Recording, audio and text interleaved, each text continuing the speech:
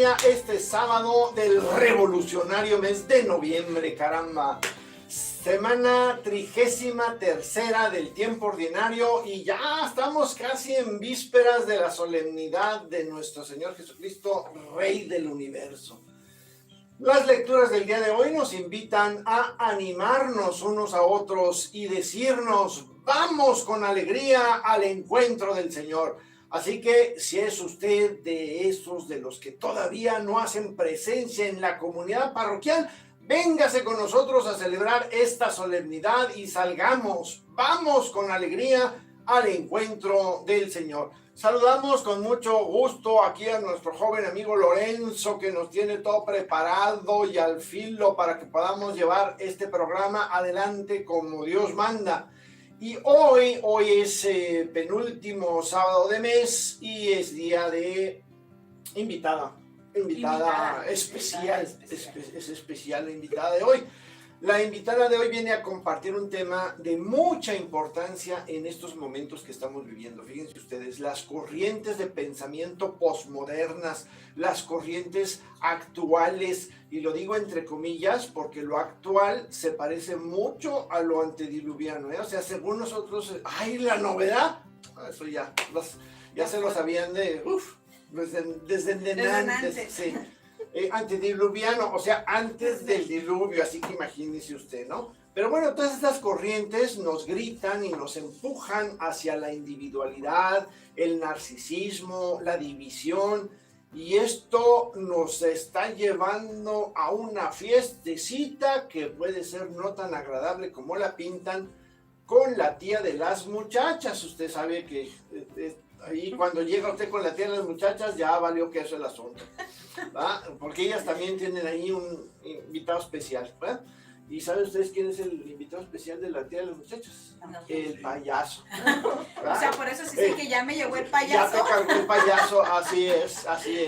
Y es el que nos va a cargar a nosotros si no hacemos caso de estos esfuerzos como el de nuestra invitada de hoy para tomar, cobrar o comprar conciencia de dónde estamos y para dónde vamos, independientemente de si para dónde vamos es para donde realmente queremos ir, ¿verdad? O queremos, porque luego queremos y luego vamos para el otro lado.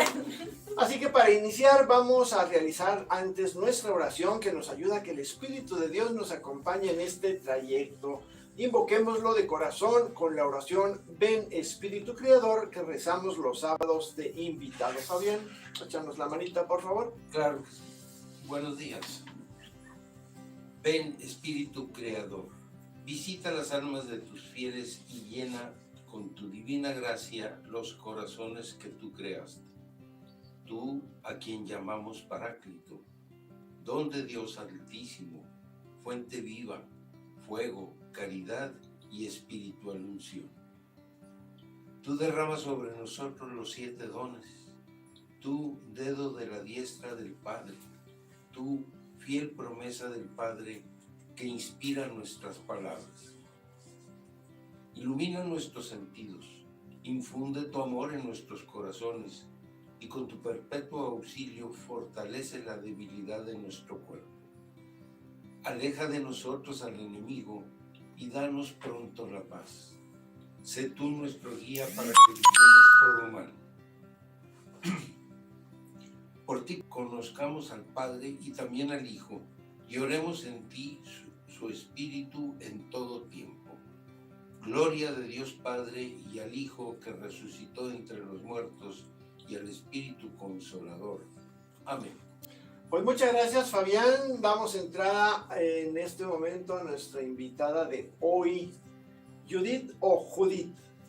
Pues mi nombre es Judith, pero todo el mundo me dice Judith. Pues sí, es que estamos en la frontera, ¿verdad?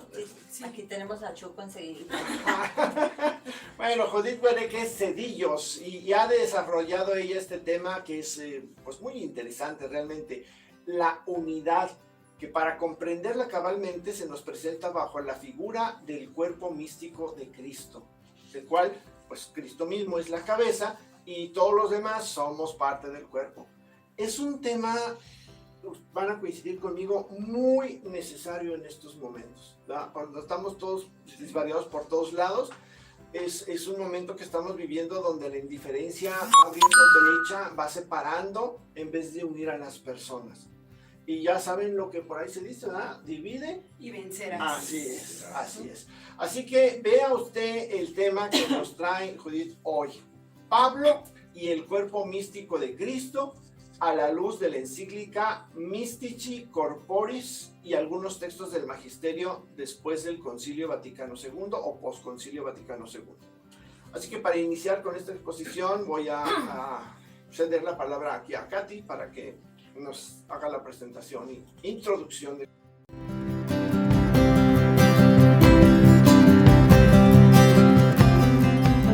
Bueno, como ya nos dijo Jorge, ya le dio la bienvenida, pero pues nuevamente Judith, te damos la bienvenida, agradecemos el que estés aquí compartiendo con nosotros y con todos los que nos escuchan y nos ven, y ahorita que nos ven, este tema tan importante, decía Jorge, tan actual y tan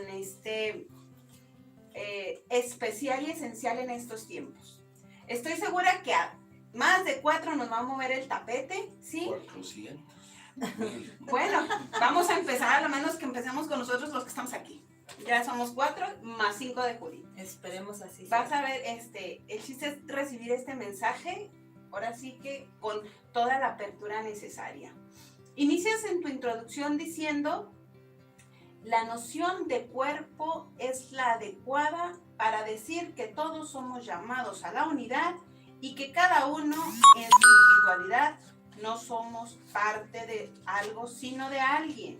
Somos miembros de Cristo.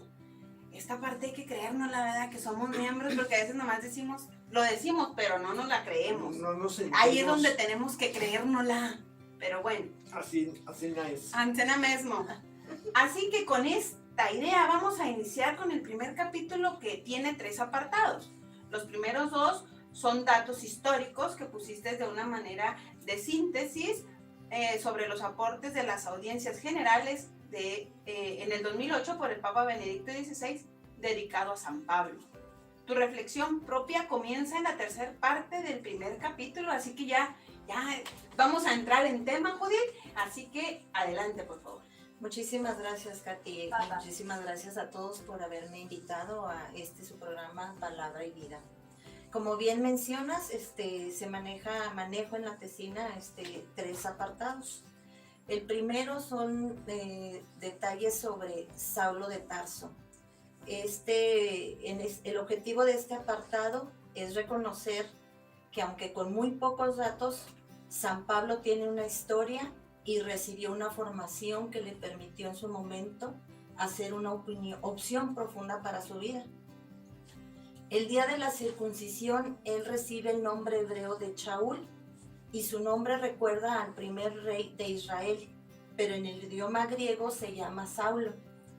En sus cartas no hay mención de la fecha de su nacimiento, apellido, lugar de nacimiento, pero esto se debe a que es totalmente ajeno a las costumbres del siglo I. Tampoco dicen los escritos nada de su niñez, pero se entiende que es como la vida de un niño en ese tiempo, o sea, un judío de la diáspora, que habla 2 lenguas desde la infancia: el hebreo, aprendido por obligación, y el griego koineo común, que es como su lengua materna. Posterior a su conversión, Pablo, en la carta a los Filipenses, capítulo 3, versículo 5, solo nos dice características acerca de su nacimiento: circuncidado al 8º día, de la raza de Israel, de la tribu de Benjamín, hebreo e hijo de hebreos, y para la ley fariseo, que además gozaba de la ciudadanía romana y tenía como oficio fabricar tiendas. El Papa Benedicto XVI, en la audiencia del 27 de agosto del 2008, dice que San Pablo habría nacido en el año 8 después de Cristo.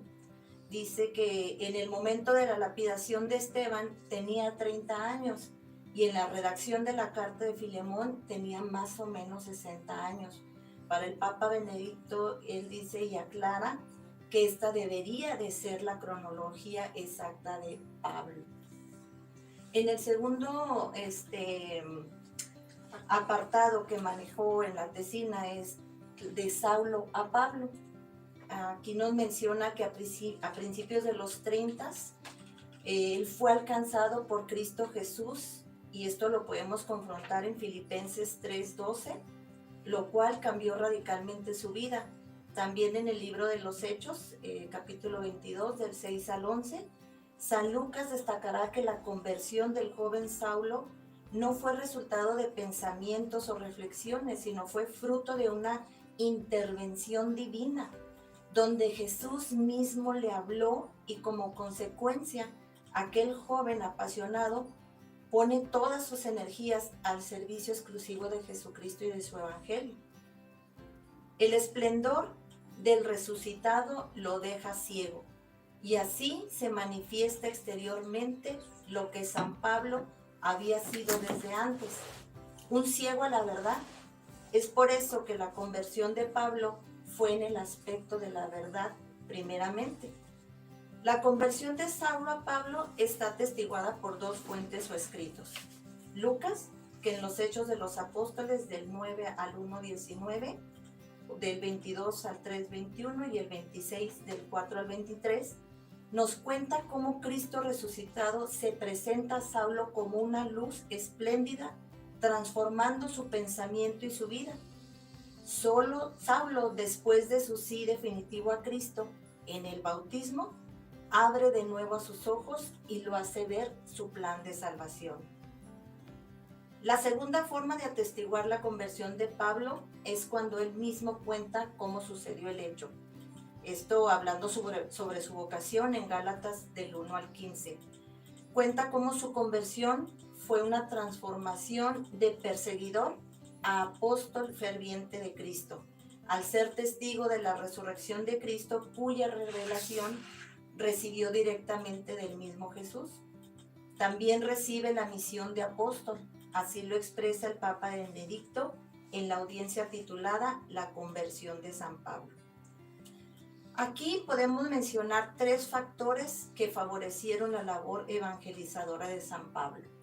Primero, fue la cultura helenista y el idioma griego, que tal cultura estaba acostumbrada a recibir nuevas ideas, y al tener una misma lengua, fue más sencillo que las ideas y los escritos de Pablo se dieran a conocer más fácilmente. El segundo factor fue la estructura político-administrativa del Imperio Romano, que garantizaba paz y estabilidad, y así facilitó el terreno para que cundieran las ideas de Pablo. El tercer factor para que Pablo tuviera éxito es una visión universalista típica de Pablo, pero no de Saulo. Saulo amaba a su pueblo y para él no había nada más importante, mientras que para Pablo la salvación de Dios es para judíos y no judíos, esclavos o libres. Y esto lo podemos confrontar en 1 de Corintios 12:13. Y aquí entramos... ¡Qué cambio, ¿no? Exacto, ojalá y todos tuviéramos esa visión, ¿verdad? Ese encuentro verdadero. Aquí en este tercer apartado es sumamente importante para mí y quisiera transmitirlo para todos y que así lo recibieran, ¿verdad? Porque aquí hablo de Pablo y el cuerpo místico de Cristo. San Pablo es heredero de la concepción hebrea de cuerpo, como una criatura de la tierra provista de un dinamismo vital, cuyo origen se encuentra en el aliento divino, que es una unidad y no hay un conflicto interno en él. Es decir, que es una sola cosa, y lo corporal o lo espiritual del ser humano es una dimensión, no una parte. Esta concepción de cuerpo y alma como una sola cosa, no con dos partes, sino con dos dimensiones, es lo que mueve a San Pablo a valorar a la persona entera. No piensa el cuerpo como algo secundario que se añade al hombre cuyo elemento esencial sería el alma, sino que el hombre también es su cuerpo, y este es algo único que manifiesta la unicidad del hombre. Por lo anterior, podemos comprender que sin temor, Pablo llamó a la asamblea de los creyentes el cuerpo de Cristo. Esto lo vemos en Efesios 3:6. Es decir, aquello que goza de unidad y actúa como una sola cosa, donde al interno No hay conflicto, sino comunión. Este misterio del cuerpo de Cristo se realiza en el sacramento del bautismo, que nos hace participar de la asamblea de los bautizados y asegura que por una resurrección semejante a la suya, también podremos participar de la asamblea en el cielo. Y es que la gran característica de la Iglesia como cuerpo de Cristo es que somos templo de Dios presente en la historia humana, y al ser bautizados somos al mismo tiempo comunidad y familia de Dios. ¿Se fijan? O sea, qué importancia el que al ser bautizados ya somos templo de Dios, presente en esta realidad, en esta vida, en esta comunidad, y somos familia de Él. Entonces, más aún, por la gracia del bautismo podemos entender que la iglesia militante y purgante vive en la esperanza de participar de la iglesia celestial, y por ello se reconoce a la iglesia como cuerpo místico, ya que supera las condiciones del tiempo y las fronteras de lo material y lo inmaterial, porque la cabeza en su resurrección así lo ha hecho. También el misterio del cuerpo de Cristo se realiza por el sacramento de la Eucaristía. Si recordamos el texto de 1 de Corintios 10:17 y lo textualizo, puesto que el pan es uno, nosotros que somos muchos somos un cuerpo, pues todos participamos de aquel mismo pan. Entendemos que somos un solo pan hecho de los muchos granos, y este pan es comparable al cuerpo hecho de muchos miembros. ¡Wow! No, como dice Katy, si nos la creyéramos, otra cosa sería. Pero bueno, vamos a hacer un pequeño corte y regresamos con ustedes en un momentito más con este interesantísimo tema. Y apenas empezamos.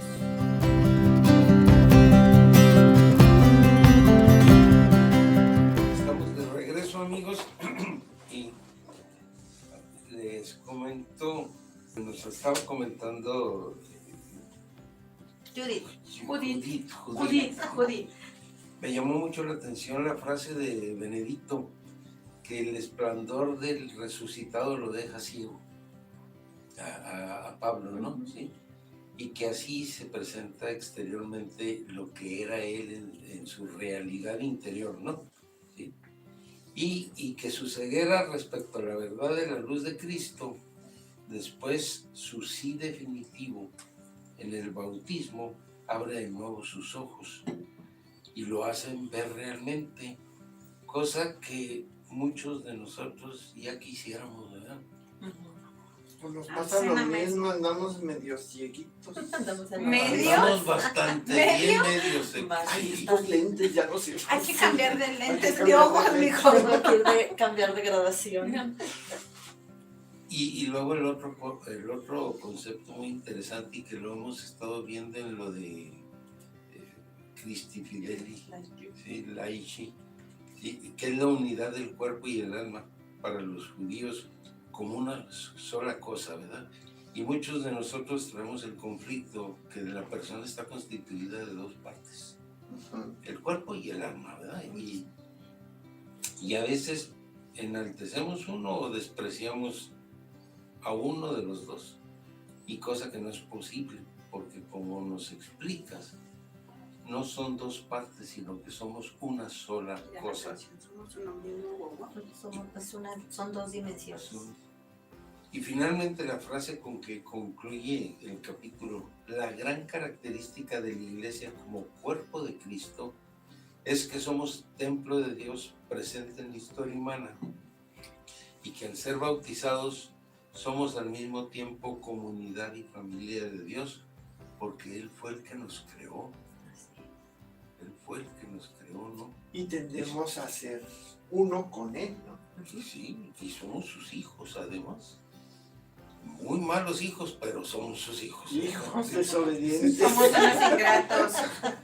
Bueno, vamos ahora al segundo capítulo, Judith, en donde presentas algunos textos de magisterio preconciliar y del concilio y postconciliares. ¿Sí? Como antecedentes a la reflexión de la Iglesia como cuerpo místico de Cristo, previos al Concilio Vaticano II. Así es, Fabián, muchísimas gracias. Aquí vamos a entrar en dos encíclicas. La primera es del Papa León XIII, de la Satis Cognitum, no sé si lo habré pronunciado bien, espero que sí. Y fíjense, esta encíclica fue escrita en 29 de junio de 1896. Ahí nomás dense una idea de cuánto tiempo tiene. En esta encíclica el Papa León tiene una explicación bastante interesante sobre cómo es que la Iglesia es cuerpo místico, que rebasa todo tiempo y lugar. Todos decimos y por tanto entendimos poco a poco al recitar el credo que existe una realidad invisible, aquella que Dios también ha creado y en la que Él mismo vive. Y no podríamos conocer aquella realidad invisible sino porque Jesús en su encarnación ha dado la posibilidad a nuestra naturaleza participar de aquella realidad divina. O en otras palabras, podemos decir, Él se metió a nuestra realidad visible para que nosotros entráramos en aquella que es invisible. Y así lo hemos entendido. Ahora, su cuerpo místico, que es la Iglesia, lo es porque ella, siendo visible, toma su fuerza de aquella realidad invisible y sobrenatural, y de esta unión de lo visible y lo invisible es de la que resulta la naturaleza de la Iglesia, que es al mismo tiempo humana y divina. La Iglesia, entendida como un cuerpo en el sentido que posee una organización, se desarrolla o se desenvuelve como algo vivo y dinámico. Es un ente social. Mas por el aporte del Papa León XIII entendemos que no basta solo a la organización social de la Iglesia. Si es que ésta no toma su vida del mismo Cristo, esa vida la va a tomar hundiendo su existencia en la divinidad de la naturaleza de su Creador. Solo así, unida a Cristo como el sarmiento a la vid, el Papa León XIII dice que es una sociedad perfecta y que se le puede llamar con todo honor cuerpo místico de Cristo, vivo siempre y perfectamente formado bajo la cabeza que es Cristo, bajo el imperio de su cabeza que todo lo dirige. Fíjate cómo cobra sentido eso que estás diciendo cuando decimos en el credo, creo en una iglesia santa, católica y apostólica. Por eso es santa, por eso es santa. ¿No? Y cuando decimos creemos en todo lo visible y lo invisible, o sea, aquí ya no los está ahí. Ya hay por qué. Exacto. Nos hace falta estudiar esos documentos. Pues claro. Apúntalo, añádelos a la lista, por favor. Lista. Apúntelos en su cuaderno bíblico. Y hay que meditarlos. Para cuando tenga una chancecita, pues ahí se metió el clavado. Bueno, ahora les voy a compartir un poco de lo que habla la encíclica Mystici Corporis Christi del Papa Pío XII. Esta encíclica fue escrita, fíjense, 47 años después de la del Papa León. O sea, ¿cuántos años? Y siguen manifestando nuestros papas la importancia de nosotros como cuerpo místico de Cristo. Y como bien lo dice el nombre de la carta, ¿verdad?, de la encíclica, sobre el cuerpo místico de Cristo. Él nos da 3 razones para decir que el cuerpo de Cristo es místico. Primero, es místico el cuerpo porque de la cabeza irradia hacia el cuerpo sus dones celestiales, y lo dicen las siguientes palabras: al sobresalir él por la plenitud y perfección de los dones celestiales, su cuerpo místico recibe algo de aquella su plenitud. Y luego, el segundo, para decir que es místico es porque de Cristo se deriva al cuerpo de la Iglesia toda la luz con que los creyentes son iluminados por Dios y toda la gracia con la que se hacen santos, como Él es santo, pues Cristo ilumina a toda la Iglesia. Él infunde en los fieles la luz de la fe.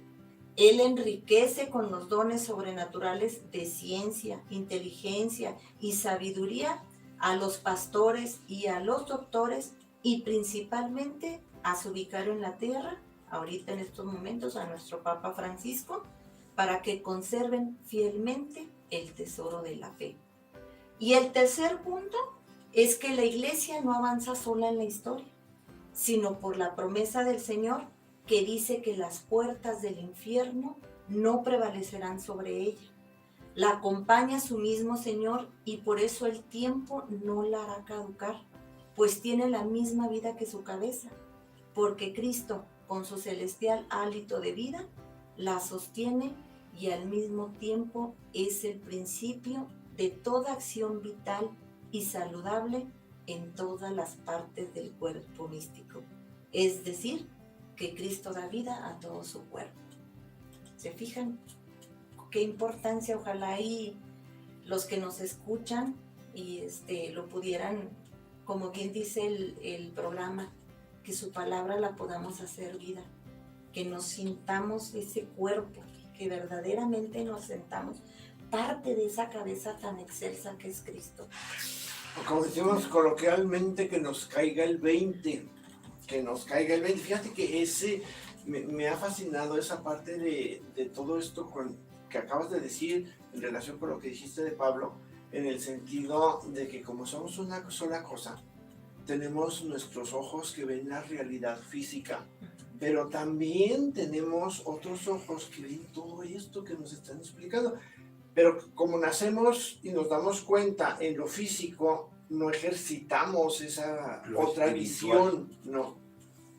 O sea, es impresionante la forma como entendemos así la conversión de Pablo, ¿no? Y la figura como se presenta, o sea, se le cierran los ojos, no ve, y luego se le abren, y no nomás los ojos físicos, sino esos ojos de este cuerpo que no se ve, que es invisible, pero que es una realidad, ¿verdad? Es una realidad, así es. Y acabas de tocar un punto muy importante, Jorge, porque aquí mismo en este documento, el Papa quiere que se distinga entre el cuerpo físico de Jesús, el cual ya está glorificado a la derecha del Padre, y el cuerpo místico que es la iglesia. O sea, estás diciendo, vemos lo físico, o sea, vemos lo que es el templo, pero lo místico es todos nosotros, o sea, nosotros somos su cuerpo, somos parte de él. Entonces, esta iglesia está presente en la historia y que es a su vez la ocasión para que Dios siga obrando en el mundo la caridad. Así este cuerpo místico avanza en la historia, seguro de que la vida que de su cabeza recibe, la mantendrá con vida hasta cumplirse el tiempo previsto por Dios. ¿Se fijan? Y a base de muchos trancazos por el payaso, ¿verdad? Por el payaso que nos anda queriendo. Que no nos Nos deja estamos dejando llevar. Nos andamos dejando llevar y cargar, mijo, ¿eh? Por no estudiar todo esto. No me cabe la menor duda de que nos falta mucha preparación, mucho estudio, mucha profundización en lo que la iglesia, como este cuerpo, nos trata de transmitir. Y a veces nosotros mismos nos negamos, lo rechazamos, nos hacemos sordos, nos hacemos como que la Virgen nos habla y como que le queremos dar la vuelta al cerro. Pero fíjate, estas dos encíclicas papales no las conocía. Y vean ustedes cuánta riqueza. Cuánta riqueza. Estos documentos nos hacen entender más las palabras de San Pablo referente a lo que es el cuerpo místico, y entenderlas mejor, entender mejor este concepto, estas palabras, pues nos ayuda a ponerlas en práctica, ¿no? Con más ganas, con más enjundia. Por eso, y como consecuencia, pues con mayor provecho, tanto para nosotros mismos como para todos los demás. Porque, pues, si somos todos de lo mismo. Pues a todos nos beneficia esto, ¿no? Así que, pues ahí está. Vamos a ver, después de estos dos documentos que nos presenta Judith anteriores al Concilio Vaticano II, vamos a entrar a otros dos documentos que incluyes, Judith, ahí en tu trabajo, y que fueron gestados dentro del concilio. Esto ya fue parte de dentro del concilio, que se trata de dos constituciones, sí. Pues que con la revolución y la constitución nos andamos haciendo me está llevando la canción. La constitución Lumen Gentium, que es la luz de las gentes, y Gaudium et Spes, gozo y esperanza. A ver, pues platícanos. Bueno, en la primera que acabas de mencionar, en la Lumen Gentium, aquí la originalidad del documento sobre el cuerpo místico de Cristo está en que los sacramentos como la Eucaristía y el bautismo no son solo para el sustento espiritual de los miembros, sino para hacernos partícipes de su misterio. Participando realmente del cuerpo del Señor en la fracción del pan eucarístico, somos elevados a una comunión con Él y entre nosotros. Así, todos nosotros nos convertimos en miembros de ese cuerpo. Esto lo podemos confrontar en 1 Corintios 12:27 y lo dice, y cada uno es miembro del otro. Romanos 12:5. El cuerpo místico de Cristo, ya lo decía San Pablo, que muchos son los miembros, pero solo uno es el cuerpo. Esto es en 1 Corintios 12:20. Pero en este cuerpo de Cristo, el Espíritu anima con sus dones para el bien de la iglesia. Suscita en los miembros del cuerpo los carismas para que este cuerpo se anime. Pues cada quien tiene su tarea y cada quien algo que aportar. Aquí la tarea principal es el amor entre los fieles. Pues así como en el cuerpo existe la armonía y la comunión, así es de necesario el amor entre los miembros del cuerpo de Cristo. Y así esta sería una forma de hacer evidente la mística en la que está sumida este cuerpo. ¿Cuántas veces nos dicen, no, verdad, que de los mandamientos de Dios, ¿cuál es el principal? Pues amar a tu prójimo como a ti mismo, ¿no? Y aquí nos lo está diciendo. Entonces, otro punto muy importante que podemos encontrar aquí en la Lumen Gentium, en el número 12, es que nos muestra un amor verdadero, y ese amor verdadero es ponerlo en acción. Los dones de cada cual, y por medio de ellos nos vayamos salvando mutuamente. Incluso hay una plegaria eucarística, la número 2, que dice: el Señor lleve a la perfección en la caridad a la iglesia, porque no hay mayor bien que se pueda hacer que ayudar a salvarse. Esto ha de suceder entre los fieles de cualquier condición, porque Dios, distribuyendo a cada uno según quiere sus dones, con los que les hace aptos y prontos para ejercer estas diversas obras y deberes, y que sean útiles para la renovación y la mayor edificación de la iglesia. Entonces, a cada uno se le otorga la manifestación del Espíritu para común utilidad. Todos tenemos dones, carismas, talentos. Hay que explotarlos para bien de la comunidad, para bien de nuestros hermanos. ¿Para qué? Para salvarnos, porque ese es el fin que Dios tiene con nosotros. Él murió por nosotros, dio su vida por nosotros, para que todos nos salvemos. Entonces, se me hace muy importante pues cómo nos va él señalando. Y en la Gaudium et Spes, que no me sale la pronunciación, aquí nos dice que el deseo de Jesús es que todos seamos uno como el Padre y Él son uno. Y aquí me recuerda la cita bíblica de Juan 17:21, ¿no? Que nos dice, se me hizo muy interesante que nos dice en esa cita, que todos seamos uno como tú, Padre, en mí y yo en ti, que así ellos estén en nosotros. Qué bonito, que todos seamos uno como tú en mí y yo en ti. Aquí nos abre una perspectiva que el hombre realmente no podría llegar a imaginar, pues la comunión alcanzada entre los hombres es imperfecta, no así la comunión de las personas divinas. Sin embargo, por ser imagen de Dios, el hombre en sí mismo tiene en germen la comunión verdadera, aquella que le viene por ser imagen de Dios y por la fertilidad de las aguas del bautismo, es que este germen despierta, y la comunión que se alcanza en los miembros del cuerpo de Cristo no brota de la bondad natural del hombre, sino de la semejanza con Dios. ¿Fijas ahí? Sí. Qué interesante está esto. Y pues son constituciones que a mi punto de vista todos deberíamos de leer. Deberíamos de haberlas leído. Yo casi me acuerdo que tú en una clase nos pusiste a leer la Lumen Gentium, si mal no recuerdo. En efecto, una persona, sí. Sí.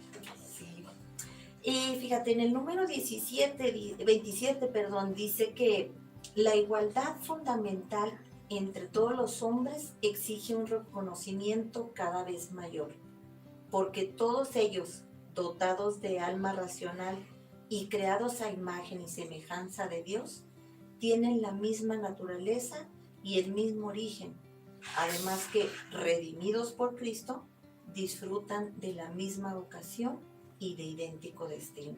¿Te fijas así cómo nos va así, dando golpanazos en el camino de la vida? Cocolazos a todo lo que da. Coscorrones de Los Fabián. corrones de Fabián nos hubieran dicho para traernos casco. Una coscorroneada. Sí. Nos dijera el padre Solís, que en paz descanse, ¿no? Cabezones, burros, que no entienden. Y aquí en el, señalando ya un último número de esta Constitución, el número 78, nos dice que la comunión más perfecta del hombre, lograda por Dios, y su sacrificio y los sacramentos que nos ha dado, en efecto, es una paz que el hombre tampoco puede alcanzar por sí mismo. Mas Cristo, en su pasión y cruz, ha dado al hombre testimonio de aquello a lo que invita, reconstruyendo así la paz y unidad perdidas por la perturbación del pecado. ¿Cómo ven? ¿Hay remedio? Hay remedio, exacto, ese es el punto. Ahorita lo que me llama la atención es cómo todos los documentos nos van como actualizando, ¿verdad? Nos lo van así como por si se les olvida, déjenme recordarles que esto es importante, vamos siempre en esta misma... Es fascinante la continuidad de los papas. Desde ahorita, 47 años después nos vuelve a hablar de lo mismo y nos siguen hablando, y el Concilio Vaticano nos sigue hablando, y el Papa Francisco nos sigue hablando de esta parte, lo importante que no es actualizarlo, sino recordarnos que somos parte mística y que todos somos importantes y todos podemos aportar algo a este cuerpo místico, así que no se hagan patos los que andan que yo no aporto nada. Claro que sí, todos aportamos un granito. No nos hagamos. Bueno, algunos nos hacemos más que otros. Y sabes que yo creo que todos tenemos el pensamiento erróneo de, porque son documentos, encíclicas, cartas apostólicas de 1896, de 1945, que son documentos no actuales, pero tú los lees y están al momento, o sea, no caducan. Pues es que es parte de esa, de la parte invisible, lo que no alcanzamos a ver, y es lo que tenemos que abrir la cabezota y los ojotes y las orejotas y todo. Y el corazón y todo. Porque esto nos lleva también a que no estamos acostumbrados a leer la Biblia, porque todos los documentos del Vaticano, ¿sí?, están basados en la Biblia. Yo me voy un poquito más allá, no estamos acostumbrados a leer. En general, Punto. nada, ni A leer. ni documentos, Bueno, sí, ni no nada. estudiarla, cuando menos leerla, ¿verdad? Pues ya. A ver si se nos queda en la Mínimo. cabeza. Y 2 por fíjate- 1, 2, 2 por 2, 4, 2 por Y 3, 6. fíjate que esa misma falta de lectura que no llevamos en práctica y en todos los niveles, ¿verdad? Pero ahorita hablando de las Sagradas Escrituras, pues eso nos retrasa en la maduración de nuestra fe. O sea, por eso no maduramos, por eso No avanzamos. estamos cuadrados y seguimos con lo de antes del concilio, lo que mi tatarabuela dijo. Antes del diluvio. Antes del diluvio, ahorita al inicio. Muy bien, bueno, me parece muy importante todo lo que nos estás compartiendo, Judith. En mi opinión personal, lo que nos falta a muchos católicos es lo que acabas de mencionar, ¿no? Eso no solo de recibir el pan de la palabra, el pan de la Eucaristía en misa, sino que todo esto nos hace partícipes de la divinidad. Por el hecho de comer, de alimentarnos del Señor, sentimos que Él es quien entra en nosotros. Y oh, sorpresa, cuando en realidad somos nosotros los que nos asociamos, nos adentramos a Él. Si supiéramos, decíamos ahorita, y lo creyéramos, no andaríamos pichicateando, no andaríamos esquivando la misa diaria, aunque sea a las 8 de la mañana, porque hace frío.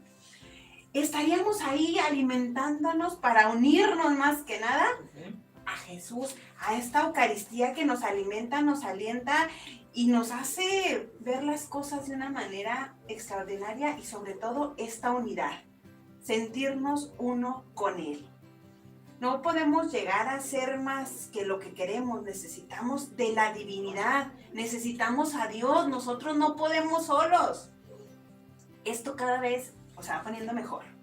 Vamos entonces con los siguientes documentos, que cada vez está más emocionante, a los documentos después del concilio. Judy, por favor, síguenos iluminando e ilustrándonos. Déjame hacer un comentario sobre lo que acabas de decir porque me pareció muy interesante. Generalmente uno va a recibir la comunión y va así no quiero decir aíslas porque no es precisamente la palabra, pero como que sí te recoges, ¿no? Ponerte en En lo individual. Y entonces dices, ay, aquí es Dios conmigo y ahorita tengo a Dios adentro. No, es sentir ese recogimiento, sí, está bien, pero no es el que entró en mí y estamos él y yo aquí, no, es yo me estoy uniendo a él y no solamente a él, sino a todos los que están tomando la comunión en ese momento, estamos formando una sola cosa, ¿no? Somos parte de, y realmente a veces no nos sentimos, bueno, yo a veces sí, como que me aíslo y digo yo, ay, tú nomás tú y yo. Fíjate pero es una concepción distinta de cómo recibir el sacramento, ¿no?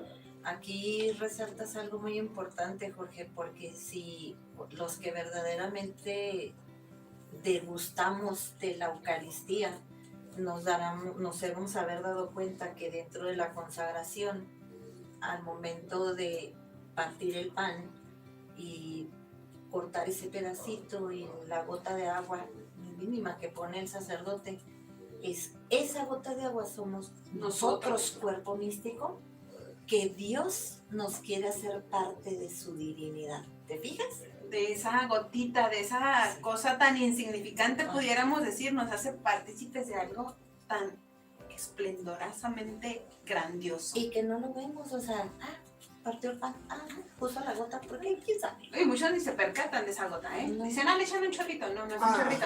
Ha de estar muy fuerte el vino, ¿no? Lo está rebajando. Sí, no. Estamos muy analfabetos. Definitivamente. Muy. Nos anda faltando. Estamos a 3 cuadras del desfile y en sentido contrario, diría Jorge. Sí. Bueno, pues vamos apurándonos porque ya se nos está acabando. Ahí tienes otros documentitos posconciliares. Fíjate, desde antes, durante y después. ¿Sí? Y tú dices, documentos obsoletos. ¿Me vas a decir lo mismo de la Biblia? Pues eso tiene más tiempo. Exacto. Estás hablando de 200 años, allá estás hablando de 2000, pues digo. Sí. Aquí, fíjate, en estos documentos cito la encíclica Ecclesiam Suam del Papa Pablo VI.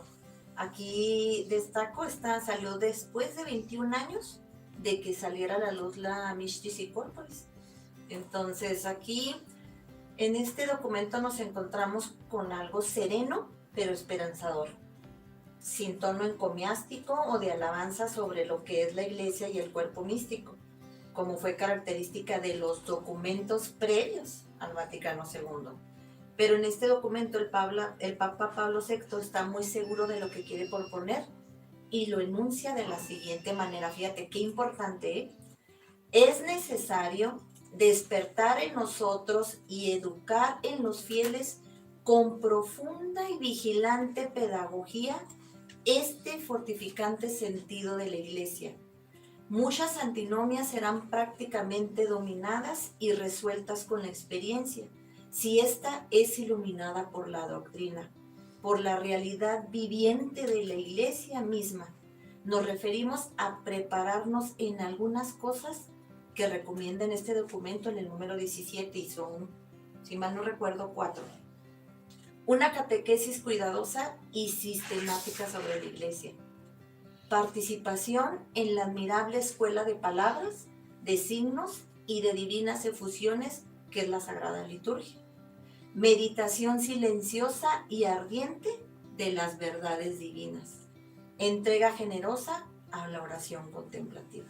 Fíjate cómo también ya desde ahí eso de la entrega generosa a la oración contemplativa me recuerda a ti con la liturgia de las horas, que siempre nos Pues, estabas... yo insisto, y aquí también en el programa insisto. Y todas las mañanas el mensaje para que no se nos olvide. Ah, sí. Sí, pues ese grupito está suave porque a veces pues, las actividades... En fin, sigamos. Sigamos porque el tiempo ya no es mucho. En esta encíclica resalto también el número 22, donde dice que debemos servir a la iglesia tal cual es y amarla con sentido inteligente de la historia y con la humilde búsqueda de la voluntad de Dios que asiste y guía a la iglesia, aun cuando permite que la debilidad humana oscurezca sobre la pureza de sus líneas y la belleza de su acción. Esta pureza y esta belleza son las que estamos buscando y queremos promover. En la Carta Apostólica Salvifici Doloris del Papa Juan Pablo II, aquí nos dice el Papa que la Sagrada Escritura es un gran libro sobre el sufrimiento. El Antiguo Testamento, tratando al hombre como un conjunto psicofísico, une con frecuencia los sufrimientos morales con el dolor de determinadas partes del organismo, de los huesos, de los riñones, del hígado, de las vísceras, del corazón. Y en efecto, no se puede negar que los sufrimientos morales también tengan una parte física o somática y que con frecuencia se reflejan en el estado general del organismo. Fíjate cuántas veces nos han dicho, ¿verdad? No, es que el cáncer te da porque guardaste algún resentimiento o que te duele el estómago por el estrés. Por la mentada colitis y todo lo terminación en itis. Todo lo itis. Sí. Y aquí destaca que la cualidad del cuerpo místico de padecer cada uno de sus miembros lo hace, no es un padecimiento sin sentido, sino que el sentido del sufrimiento humano es encontrar en los propios padecimientos la gloria de Dios. San Pablo dirá que Él completa la pasión de Cristo lo que hubiere faltado.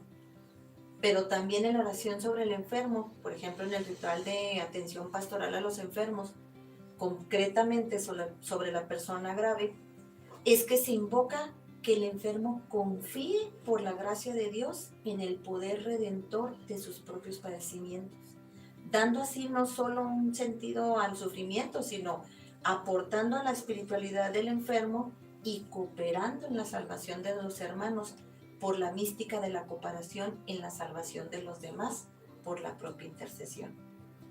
Y entro al último, a la encíclica Redemptor Hominis. En este escrito ayuda a la toma de conciencia de la alta dignidad del hombre y la mujer y de la grandiosa invitación que ha recibido a colaborar en la salvación de los hermanos. En esta carta, el Papa Juan Pablo II nos invita a no perder la conciencia del llamado, a cooperar desde los propios padecimientos en la salvación del hombre, además de recordar que el destino del hombre no es la muerte, sino la gloria que se alcanza tras sufrir con valor y no por un voluntarismo, sino por la fuerza del Espíritu Santo. ¿Te fijas?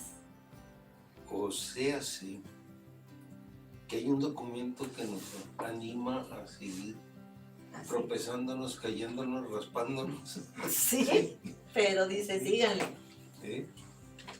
Pero que no somos los únicos, sino que a todos nos toca eso, ¿no? Entonces eso debiera de animarnos, porque se me figura que es como dejar caer la pelota, cuando otros la han sostenido y han sufrido para hacerlo. O sea que todos tenemos que sufrir para que todos podamos salvarnos. Es parte de... Es parte de... Nada de que allá tú y yo acá todos. Sí, pues mientras yo no y sufro... yo ahí nada más me cuelo. No, porque acuérdate, hace 8 días vimos lo que le pasa a los colados, ¿no? Sí. Los avientan. Amárrenlo de pies y manos y échenlo para afuera. Y otro tema que también me gustó es el del sufrimiento. Es muy diferente vivir un sufrimiento consentido que vivirlo porque me tengo que aguantar. No, resignación. Sí. Y pues no, Judith, muy bien, el tiempo se nos va. Y así que entramos ahora a la tercera y última parte. ¿Sí? Comentaste que este capítulo tiene más que sentido práctico sobre cómo sino como que incide en la vida. Reconocer que somos de Cristo, que pertenecemos a su iglesia y en ella la alabamos, y eso nos hace hermanos partícipes de sus promesas y herederos del reino. Sí, pues yo coincido contigo en eso. Y bueno, ya lo que nos faltaba era recordar el texto de Pablo que habla del cuerpo místico, pero ese pues lo invitamos a que ustedes lo sigan. Está en 1 Corintios capítulo 12, versículos del 12 al 17. Y bueno, una conclusión así como de 30 segundos, Judith. ¿Y ya llevas 20? Bueno, mira, como conclusión expreso que mi misión dentro de la iglesia no es la misma que la tuya. Hay que rezar para descubrir la visión de cada uno, para que nadie se quede sin cumplir su misión. Hay que fortalecer la unión con la cabeza que es Cristo a través de los sacramentos. Hay miembros que hemos lastimado esa unión con Dios por el pecado mortal, o que al ver problemas o errores dentro de la iglesia, la abandonamos, y algunos hasta se cambian de religión, pero es porque no tenían conciencia de ser miembros de un solo cuerpo, y por lo tanto no fueron capaces de defender y fortalecer al cuerpo al que pertenecen. Por último, espero que este compartir ayude a concientizar a cada uno de los que nos escuchan que también son iglesia, que forman parte del cuerpo místico de Cristo, y que todos tenemos un lugar, porque todos somos miembros y como tales todos tenemos una misión. Así que pidamos al Espíritu Santo que nos ayude a descubrirla.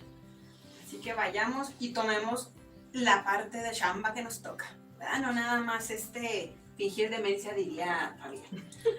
Bueno, pues muchas gracias, Judith, por todo lo que nos has compartido. Al final de la introducción que nos diste, nos decías, con la esperanza de que este trabajo cumpla su cometido, en sus páginas está presente el deseo de que nos sigamos enamorando más de Dios. Yo creo que ya con esto, pues ya nos está haciendo más ojitos, ¿verdad? Ya nos está haciendo ojitos y más caritas bonitas para que sigamos enamorándonos de Él.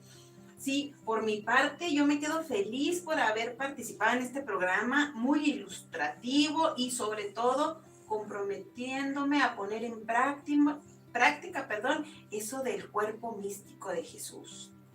Hermanos que nos escuchan, después de oír este mensaje del día de hoy, si tiene por ahí usted algún compañero de comunidad o de parroquia que no precisamente es santo de su devoción, esto debe de ser en algún otro planeta. Aquí en esta diócesis no pasa. Aquí no se da. Pero que por gracia del Señor y de Dios está usted trabajando junto con Él. Déjense de hacer la vida de cuadritos, porque así es más difícil, hombre. Quiten esas malas caras. Denle entrada a esos comentarios e ideas que a lo mejor pues no son las más brillantes, pero en fin, él quiere aportar algo. Elimine todo indicio de separista o de individualismo, y a pesar de nuestras diferencias, vamos encontrando el camino para transmitir todos juntos esa divinidad. Esa que de tal manera y de tan hermosa parte nos habló Judith. Así que, compañeros y compañera invitada, nos vamos. Nos vamos porque ya es tiempo. Así que, por favor, antes de irnos, dos cositas. No se le olvide usted que el próximo 10 de diciembre es nuestro concierto navideño que estará a cargo de la banda de selección de las agrupaciones musicales comunitarias de Ciudad Juárez. Recuerde que estas agrupaciones tienen como objetivo evitar a los niños en la calle y mejor ocuparlos en música, donde adquieren responsabilidad, trabajo en equipo y todo esto pues redunda en una mejor sociedad y pues es parte de esta unidad, así que no se lo pierda, es que todas esas cosas deben de servir para unirnos, ¿no? Claro. No se lo pierda, las citas en el auditorio Manuel Tanamasca Mandari dentro del Seminario Conciliar, ya lo dije, próximo sábado 10 de diciembre en punto de las 6 de la tarde. Siga celebrando con nosotros nuestro 15º aniversario, llenémonos de gozo y alegría, porque recuerde que un cristiano triste no es más que un triste cristiano. La cooperación es de 50 pesos, los boletos en venta en la oficina del instituto de lunes a viernes de 4 a 7 de la tarde y sábados de 9 a 2 de la tarde. También puedes pedirlos por WhatsApp al 656-269-2623. Y por supuesto habrá boletos para vender en la entrada, bueno, si es que no se acaban antes, ¿verdad? Así que si hay, se los vendemos. Si Como no, dijo Güemes, pues, si no, no. Pues no. O lo revendes. Los revendemos. Bueno, ya finalmente vamos con el camino de hoy, Fabián. ¿Nos ayudas, por favor? Claro Es un que sí. caminito chiquitito, pero muy contundente. Ah, sí. Es el camino 410. Que tu virtud no sea una virtud sonora. Vámonos con Vámonos. esa. La Vámonos. cerecita del pastel. La cerecita del pastel. Bien, nos despedimos con alegría y le mandamos un saludo a Luis, que parece que tiene una mala influenza. Está mal influenciado.